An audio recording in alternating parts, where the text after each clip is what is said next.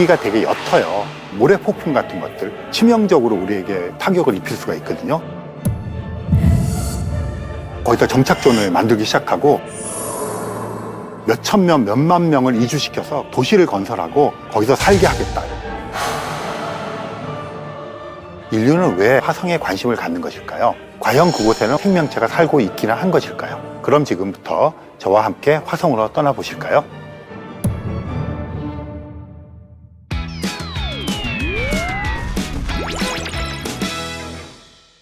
안녕하세요. 천문학 박사 이명현입니다. 태양계의 행성 중에서 지금까지 가장 많은 탐사가 이루어진 곳이 화성입니다. 이렇게 인류가 화성에 관심을 갖는 이유는 바로 이 화성이 현재 제2의 지구 이렇게 불릴 만큼 지구와 좀 닮은 면들이 많기 때문입니다. 화성이 어떤 행성인지 차근차근 살펴보도록 하겠습니다. 화성을 제2의 지구라고 지금 부르고 있는데요. 그 이유가 몇 가지가 있습니다. 화성은 물리적인 것을 보면요, 크기가 지구에 비해서 한 절반 정도 됩니다. 그리고 이제 겉보기라고 할까요? 아니면 이제 드러난 자연 환경이라고 할까요? 그런 면에서 지구와 좀 비슷한 점들이 많이 있습니다. 일단 화성은 자전축이 있어요. 지구랑 좀 비슷하게 기울어져 있습니다. 그 말은 뭐냐면 계절이 있다는 얘기예요. 계절을 가지고 있다는 얘기는 항상 똑같은 기온을 유지하는 것보다는 생명체가 존재할 수 있는 확률이 높아지는 겁니다. 그리고 화성에는 대기도 있습니다. 지구처럼 대기가 있는데요. 물론 지구에 비해서 한 1000분의 1 정도밖에 되지 않습니다. 굉장히 옅어요. 옅지만 그 속에는 공기의 밀도가 높은 곳에서 밀도가 낮은 곳으로 공기가 이동을 합니다. 그래서 흔히 모래폭풍 같은 것들, 메말은 먼지가 있으니까 바람이 불면 모래폭풍처럼 먼지가 날리기도 하겠죠. 그리고 공기가 존재하니까 공기 알갱이들이 있을 거 아니에요? 눈도 내립니다. 진눈깨비 눈 같은 것도 내리고요. 그러니까 이런 것들만 보시더라도 꽤나 지구와 비슷한 모습을 보인다 이렇게 얘기할 수가 있는데요. 조금 더 이제 결정적인 것은 땅을 파면 얼음 같은 게 나옵니다. 화성의 남극과 북극에는 극관이라 그래서 빙하도 존재를 합니다.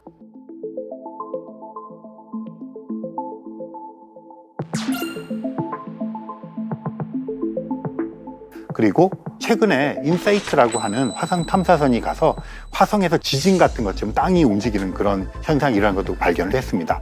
그래서 화성의 자연환경 조건이라고 하는 것은 이런 면들을 보면 지구와 굉장히 유사한 점이 많다 이렇게 말씀을 드릴 수가 있겠습니다. 영화에서 화성에 가서 감자를 기르는 그런 역할을 했는데요. 감자를 기르기 위해서는 두 가지 조건이 충족이 돼야 합니다. 하나는 토양이 있어야 돼요. 흙이 있어야 되고요. 화성에 흙이 있습니다. 그러니까 문제가 없어요. 그런데 흙에다가 그냥 감자를 심는다고 해서 감자가 자라지 않습니다. 그 감자를 자라게 만들어주는 미생물이 있어야 되거든요. 근데 화성에는 아직까지 미생물이 있다는 것이 밝혀진 적이 없어요. 지금 화성에 감자를 심으면 감자가 자라지 않습니다. 그래서 지금 우리가 하고 있는 것 중에 하나가요, 화성의 흙과 거의 유사한 흙이 있는 지점에다가 여러 가지 미생물들을 바꿔가면서 실험을 합니다. 감자를 키우고 있어요.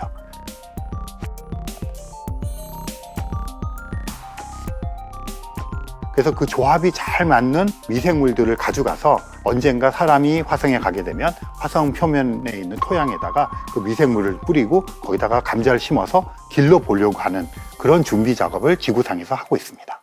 지구와 화성엔 비슷한 점이 꽤 많죠. 그런데 여러분, 이런 공통점 때문에 화성에 외계 생명체가 살지도 모른다는 상상이 영화나 과학소설의 주된 소재가 되어 왔는데요. 하지만 지구와 화성 두 행성에는 아주 중요한 차이점들이 있습니다. 일단은 화성에는 자기장이 없습니다. 그래서 대기가 되게 옅어요.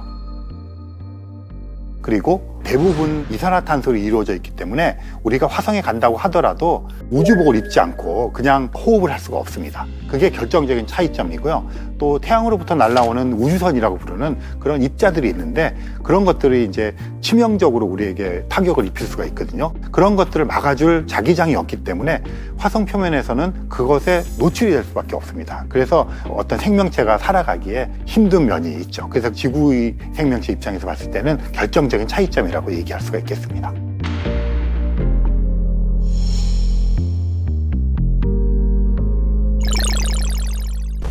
그런데 여러분, 인류는 화성이 극한의 땅이라는 것을 이제 알게 되었는데요.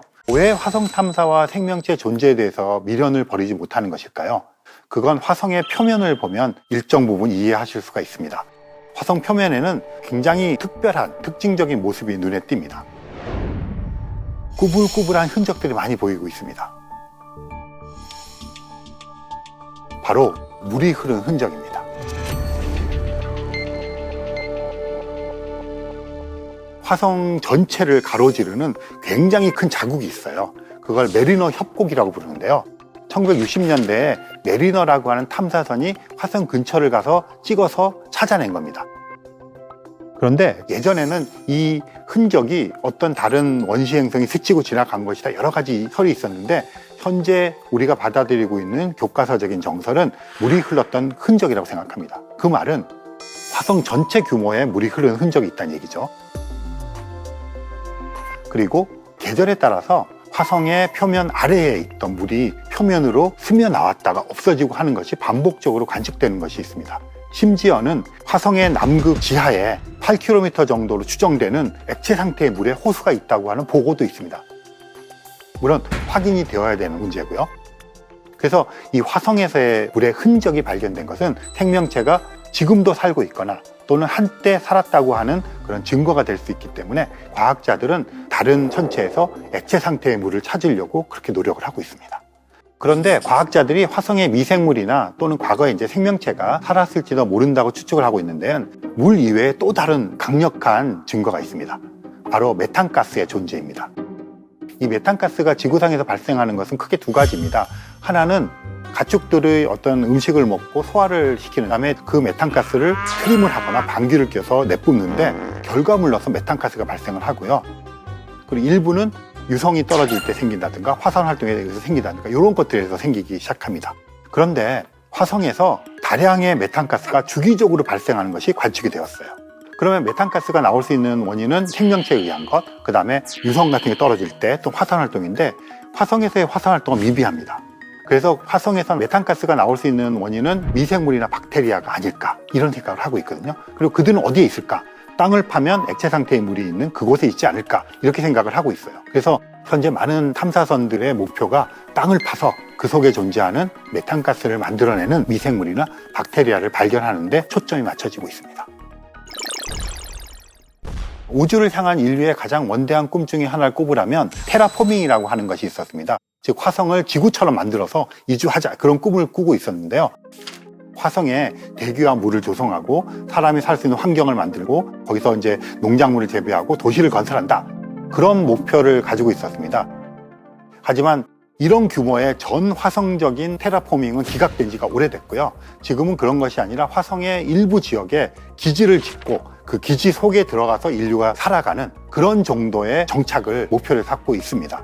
근데 과연 이런 정도도 실현이 가능할 것인지, 또 만약 가능하다면 언제쯤 이루어지게 될 것인지 한번 살펴보도록 하겠습니다. 지금까지 가장 많은 탐사선이 간 곳이 달이 아니라 오히려 화성입니다. 그만큼 화성에 많은 관심을 갖고 있었는데요.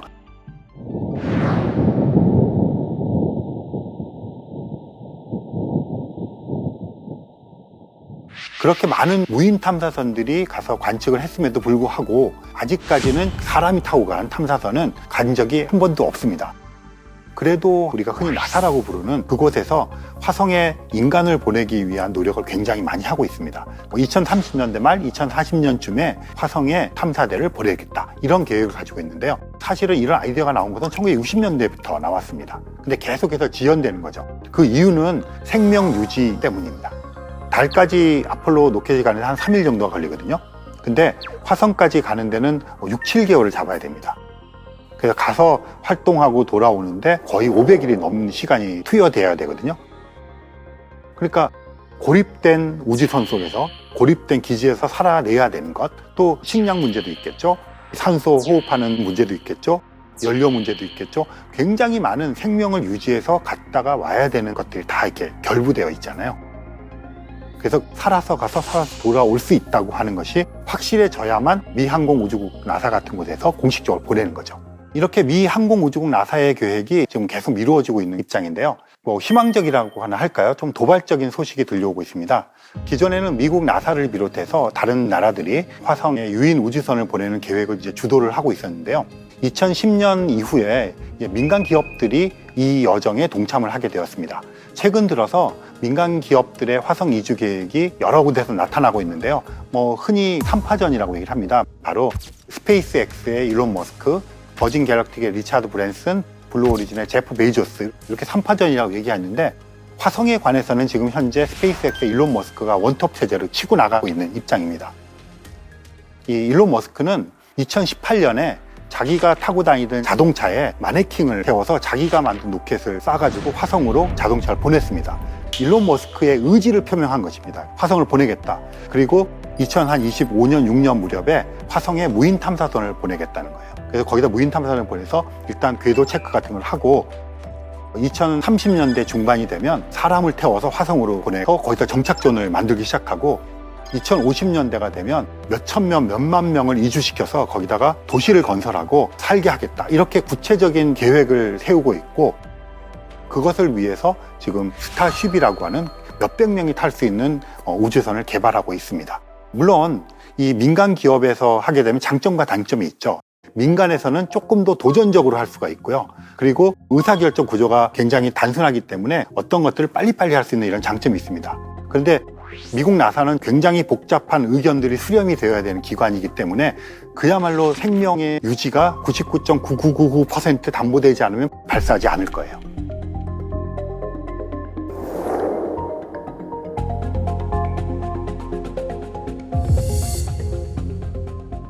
이거는 진취적이지만 굉장히 오랜 시간 동안 사람을 태워 가야 되는 일이기 때문에 한 번 실패를 하게 되면 몇십 년이 지연되는 그런 결과를 얻을 수도 있습니다.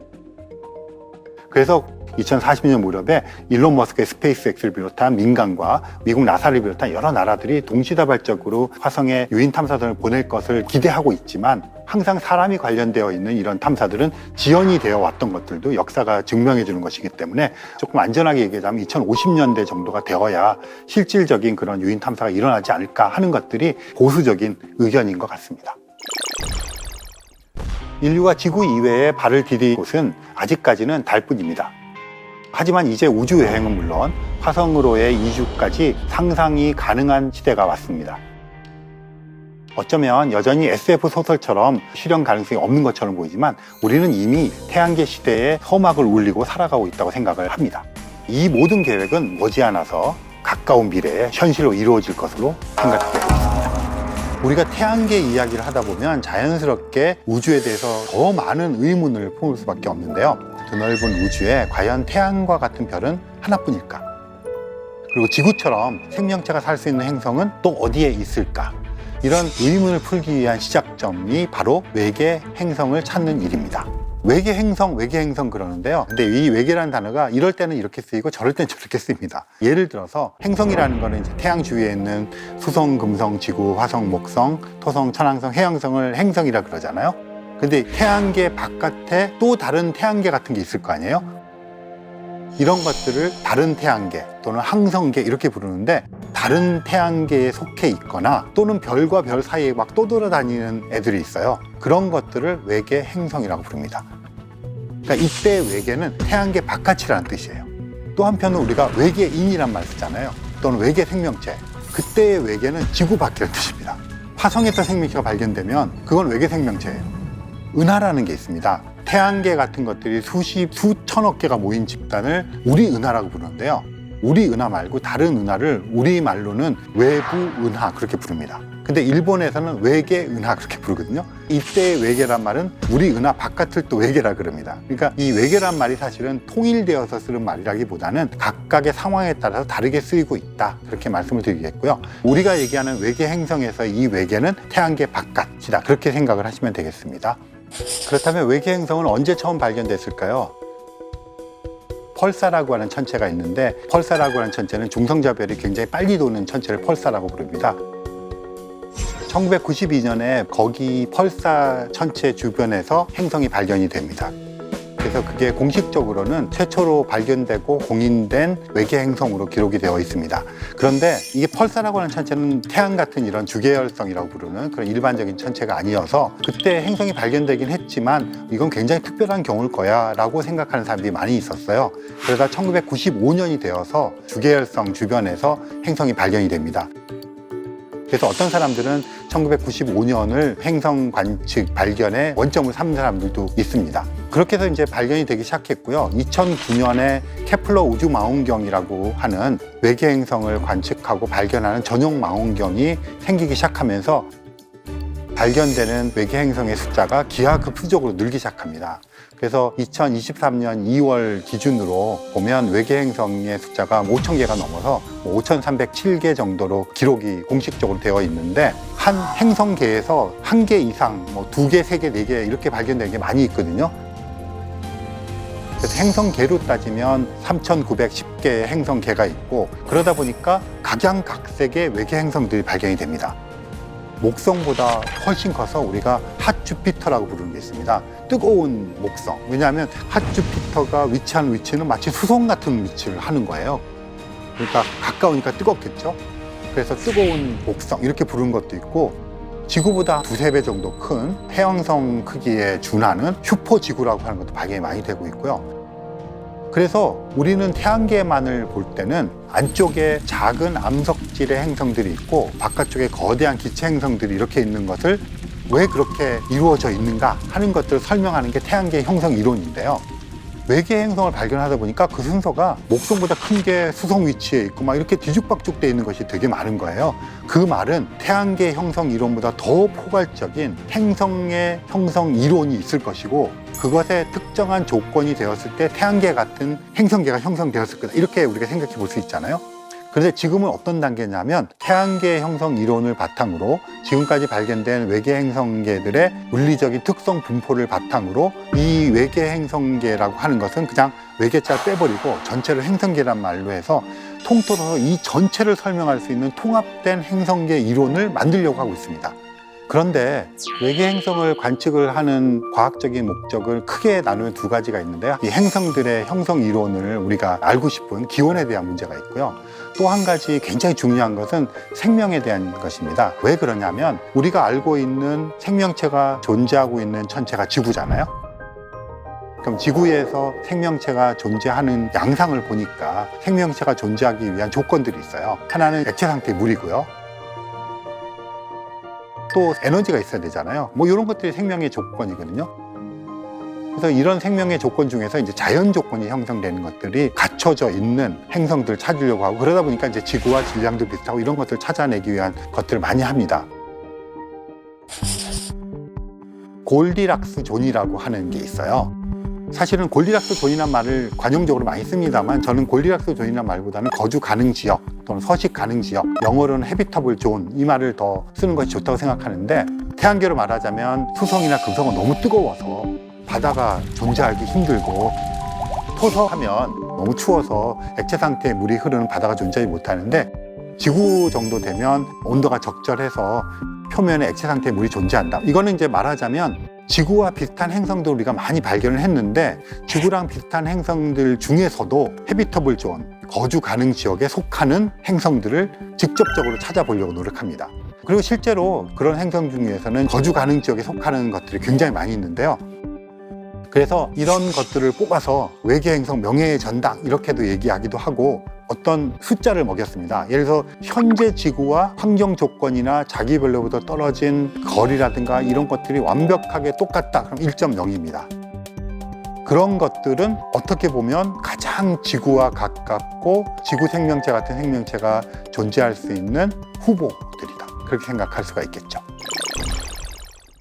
생명체가 거주 가능 지역에 있는 행성을 찾는 것에 이제 초점을 계속 맞추고 있는데요. 이것만을 찾기 위해서 외계 행성 관측하는 것은 아니지만, 이게 굉장히 중요한 프로젝트 중에 하나가 됩니다. 트라피스트-1이라고 하는 행성계가 있는데요. 현재 행성이 7개나 속해 있는, 그것도 7개가 대부분이 거주 가능 지역에 근접해 있어요. 너무 흥미로운 거죠. 더군다나 걔네들이 크기가 다 고만고만 지구만 합니다. 그래서 이 트라피스트-1이라고 하는 시스템은 외계 생명체와 관련되어서 우리들에게 굉장히 큰 희망을 주고 있는 그런 행성계가 아닐 수가 없죠. 그래서 많은 사람들의 관측 대상이 되고 있는데, 제임스 웹 우주망원경을 통해서 관측을 했습니다. 이 망원경은 특별히 적외선 영역을 관측하는 망원경이어서 특성이라든가 이것이 발휘할 수 있는 활동 영역 같은 것들이 유니크하기 때문에 굉장히 많은 기대를 갖고 있고요. 이 제임스 웹 우주망원경에서 외계 행성에 우리가 기대를 하는 것은, 외계 행성들의 대기가 있는데 거기에 이산화탄소가 있는지 산소가 있는지 수증기가 있는지 이런 것들을 발견하는 것인데, 관측을 해보니까 이렇게 외계 행성의 대기를 정확하게 할 수 있구나. 그래서 앞으로의 제임스 웹의 관측을 통해서 생명체의 흔적을 찾는데 큰 도움이 되겠구나 하는 것을 알아낸 게 한쪽에 굉장히 큰 의미가 있고요. 또 한편에서는 그런 결과가 나오면 나올수록 더 애매해지는 것도 많이 있어서 해석의 문제가 개입이 되면서 정말 우리가 제임스 웹 우주망원경을 통해서 문제를 해결할 수 있을까 하는 의문을 동시에 갖게 해주는 그런 지금 입장에 놓여서 관측 데이터가 쏟아지고 있는데요. 우리가 예측했거나 이론적으로 토대했던 것들을 벗어나는 예외라고 생각되는 관측들이 엄청나게 발견이 되고 있습니다. 그래서 이 트라피스트-1 관측을 통해서 과학자들이 흥분했다가 또 마음이 좀 가라앉았다가 이런 과정에 놓여 있게 됩니다. 여기서 궁금한 점인데요. 몇 광년씩 떨어져 있는 외계 행성을 어떻게 관측하는 것일까? 몇 광년 떨어진 행성을 관측하는가 하는 것은 한마디로 얘기하기 힘듭니다. 왜냐하면 외계 행성은 어떻습니까? 별 주위에 있는 거잖아요. 그리고 이 별의 빛을 반사를 하는 천체거든요. 그러니까 어두워요. 그러니까 가깝다 하더라도 관측하기 되게 힘듭니다. 그래서 망원경 얘기할 때 보통 가까이 보인다는 그 배율 문제인데요. 가깝게 봐봤자 이게 그냥 가까워지는 것이지 천체를 관측하는 망원경들은 배율 같은 것들이 의미가 전혀 없고 얼마나 멀리 있는 것을 관측할 수 있느냐 하는 건 두 가지 관점인데 하나는 멀리 떨어져 있는 것이 그 천체라고 분리해낼 수 있는 능력, 그게 분해능인데 그 능력이 있느냐, 그 다음에는 그렇게 어두운 빛을 우리가 인지할 수 있을 정도로 모을 수 있느냐 하는 직광력 두 가지로 얘기하고 있어요. 그래서 흔히 이제 보통 쌍안경 같은 거 보면 이렇게 막 돌려서 보고 이런 것들은 천체 망원경에서는 고려 대상이 아니고 지금 말씀드린 망원경의 크기와 면적을 가지고 빛을 얼마나 어두운 빛을 모으느냐 하는 것이 쟁점이 되고 있죠. 근데 실제로 우리가 관측하는 망원경들은 좋은 망원경이기 때문에 더 멀리 있는 외계 행성들도 발견을 하고 있고 심지어는 다른 은하에 있는 외계 행성을 발견할 수도 있을 것이다. 기술적으로 그런 얘기까지도 하고 있어서 어디까지가 딱 관측의 한계다 이렇게 말을 할 수가 없을 것이라고 생각을 합니다. 태양계 바깥에 있는 외계 행성이 발견된 숫자만도 벌써 5,000개가 넘었습니다. 거기에는 지구랑 비슷한 행성들 그리고 자기 별에 딱 붙어서 돌고 있는 그런 뜨거운 목성까지 다양한 형태의 행성들이 발견이 되고 있고요. 이런 천체들을 관측하고 거기서 외계 행성, 외계 생명체를 찾아내려고 하는 노력하는 것 자체가 사실은 우리 인간에 대한 탐구라고 생각을 합니다. 왜냐하면 지구랑 비슷한 행성을 발견해서 비교를 하고 그 속에 살고 있는 외계 생명체를 발견해서 비교를 하게 되면 그것에 의해서 상대적인 의미에서의 우주 속에서의 인간의 우주 속의 지구의 자리매김을 하게 되면 인간이라고 하는 존재에 대한 정체성의 확립 이런 걸 할 수가 있거든요. 그래서 이 우주를 바라보는 작업은 끊임없이 밖으로 나가는 작업 같지만 사실은 우리 인간을 향한 끊임없는 내부의 탐구라고 저는 그렇게 생각을 합니다.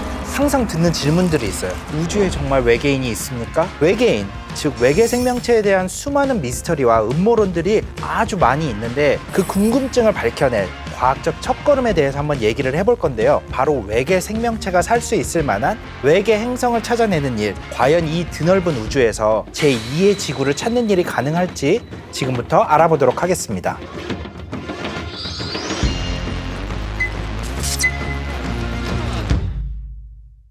안녕하세요. 천문학 박사 강성조입니다. SF 영화의 소재에서 절대 빠지지 않는 것이 바로 외계인이죠. 외계 행성을 찾고 연구하는 이유는 바로 우리가 외계 생명체의 존재를 확인하고 싶기 때문이에요. 더 나아가서는 영화처럼 제2의 지구를 직접 찾아보고 눈으로 확인해보고 싶은 마음도 분명히 있을 건데요. 외계 생명체는 과연 어떤 모습일까요? 일단 학자들이 생각하고 기대하고 있는 것들은 갑자기 ET 같은 외계 지적 생명체가 짠 하고 나타나서 악수를 하거나 우리한테 와서 인사를 하고 그런 모습은 아닐 거예요. 분명히 외계 행성의 특징에 따라 지구처럼 땅이 있는 행성이면은 팔, 다리가 있는 형태의 생명체를 찾을 수도 있을 거고요. 목성이나 토성처럼 땅이 없는 기체 행성일 경우에는 물속을 생각해 봤을 때 아마 그 힌트를 얻을 수 있을 것 같아요. 아니면 민들레 씨앗 같은 형태로 떠돌아다니는 외계 생명체도 분명히 존재를 할 수 있을 것 같아요.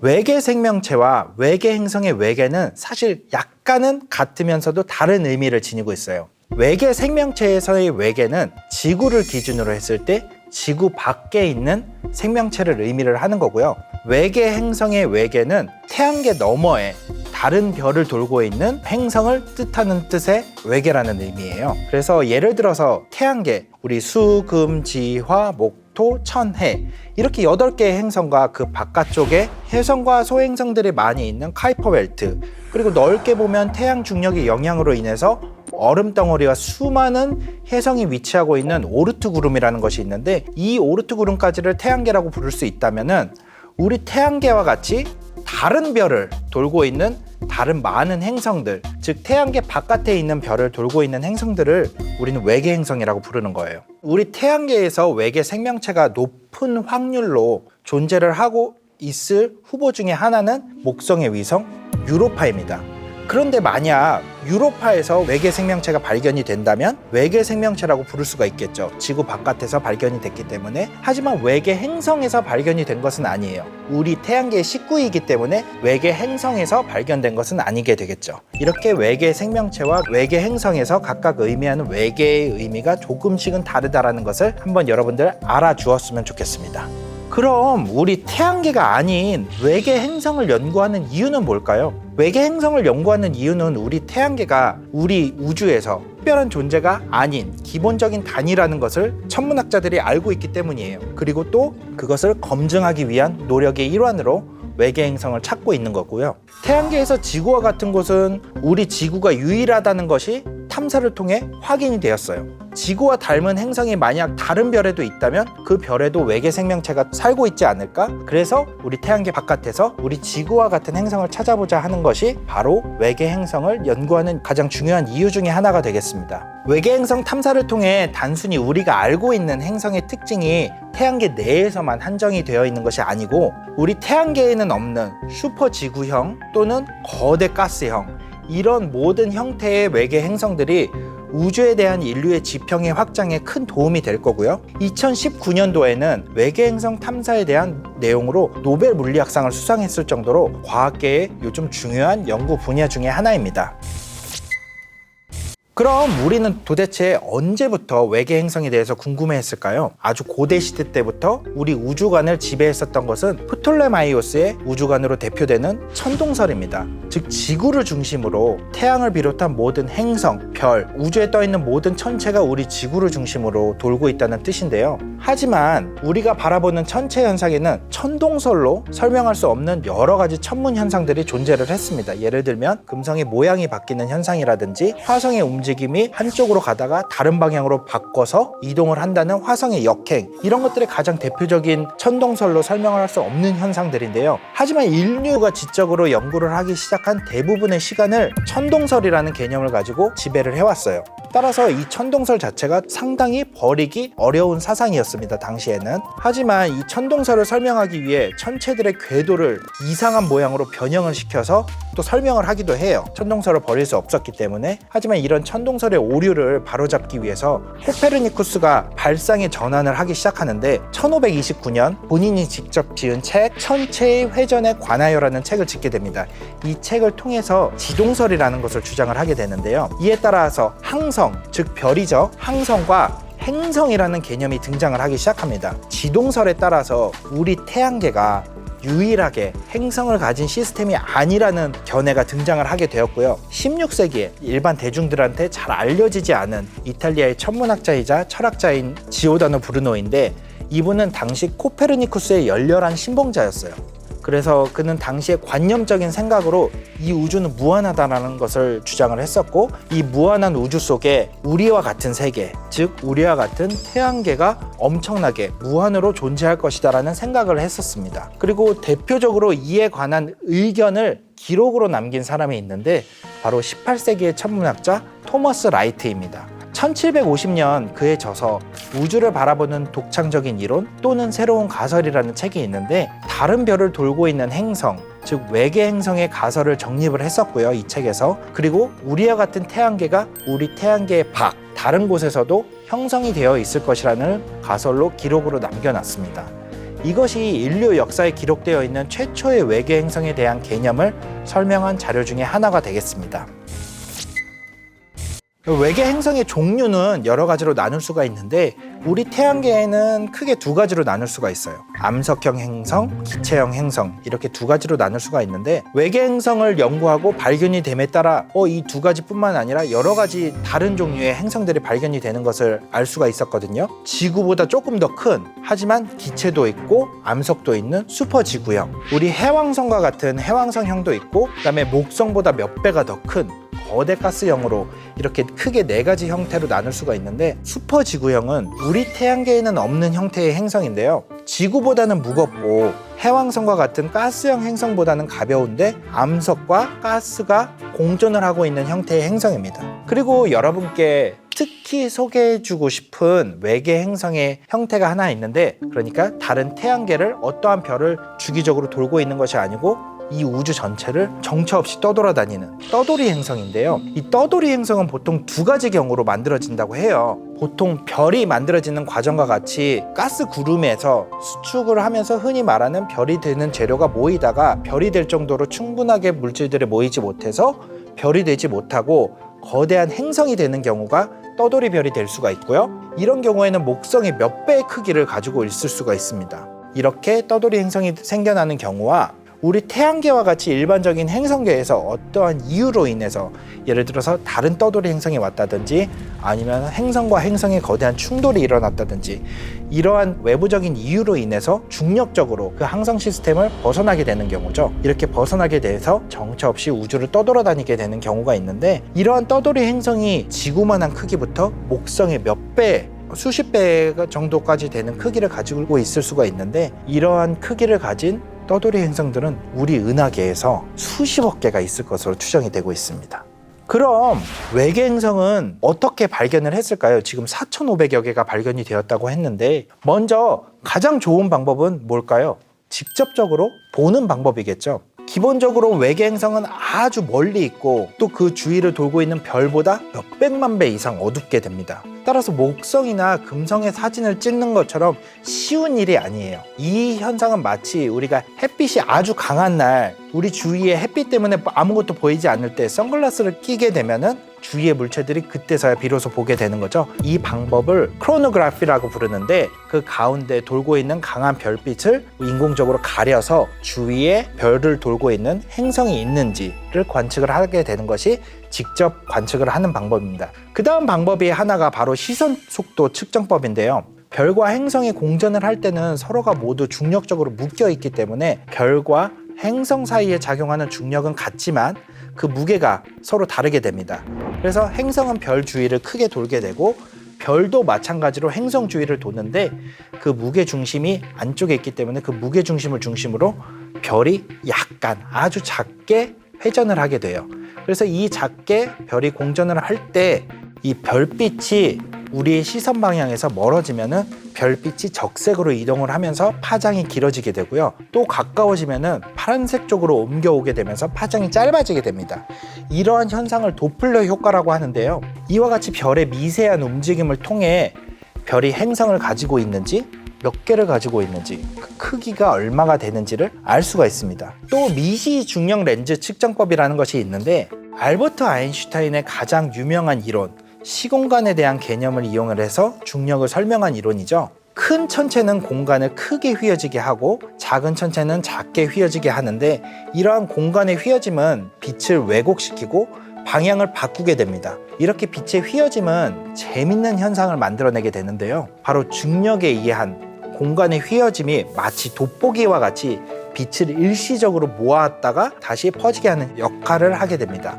만약 행성을 가지고 있는 별이 미시 중력 렌즈 효과를 우리에게 보여줄 경우에는 행성을 가지고 있는 별보다 더 멀리 있는 별빛, 더 뒤쪽에 있는 별빛이 행성을 가지고 있는 별로 인해서 밝기가 점점 증가하다가 행성을 만나는 순간 아주 약간, 여러분들 여드름 나는 것처럼 아주 약간의 볼록한 모양을 만들어내게 됩니다. 이를 통해서 우리가 행성이 있는지를 알아낼 수 있게 되고요. 미시 중력 렌즈를 통해서. 또 아까 제가 말씀드렸던 떠돌이 행성을 찾는데 이 미시 중력 렌즈가 아주 효과적으로 작용을 할 수가 있어요. 왜냐하면 떠돌이 행성들은 스스로 빛을 낼 수 없기 때문에 관측을 하기가 아주 어렵기 때문이죠.